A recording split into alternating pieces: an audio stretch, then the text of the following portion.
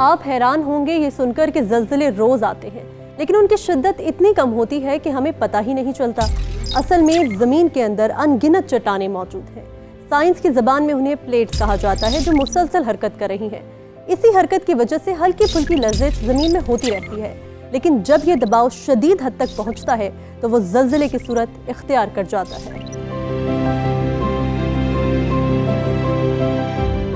یہ دباؤ کیوں پیدا ہوتا ہے؟ دیکھیں، اللہ تعالیٰ نے زمین کے اندر بیش بہا نعمتیں اور خزانے بھر رکھے ہیں۔ اب چھوٹی سی مثال اس گیس کی ہی لے لیں جس پر ہم کھانا پکاتے ہیں، وہ بھی تو زمین سے ہی نکلتی ہے نا۔ اسی طرح زیر زمین مختلف اقسام کی گیسیں بھری ہیں۔ زمین کی تہہ میں دباؤ بڑھتا ہے تو یہ گیسیں باہر نکلنے کی کوشش کرتی ہیں اور وہی زلزلے کا سبب بنتی ہے۔ اسی طرح زمین کی تہوں میں موجود آتش گیر مادوں کے پھٹنے سے بھی زلزلے آتے ہیں۔ اوپر والے کا پورا نظام ایک دوسرے سے جڑا ہے۔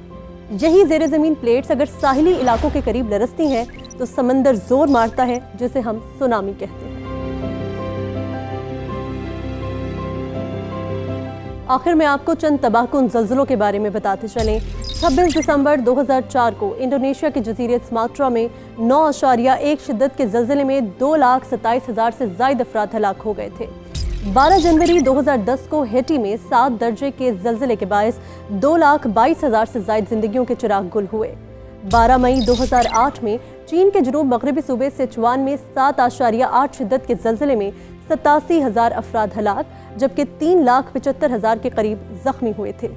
پاکستان کا تو آپ کو یاد ہی ہوگا، 8 اکتوبر 2005 کی وہ ہولناک صبح جب کشمیر اور شمالی علاقوں میں 7.6 طاقت کے زلزلے میں 73,000 سے زائد افراد منو مٹی تلے سو گئے تھے۔